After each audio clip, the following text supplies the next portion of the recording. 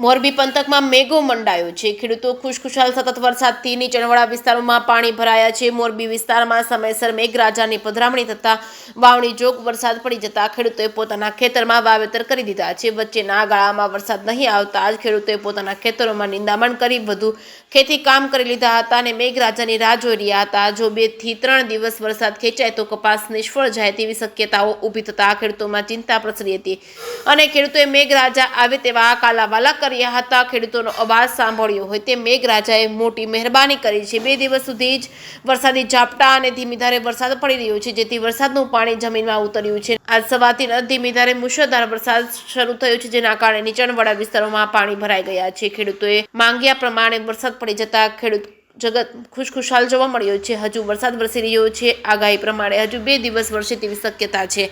જે કેસરી ગુજરાતી સાથે શ્રીકાંત પટેલ, મોરબી।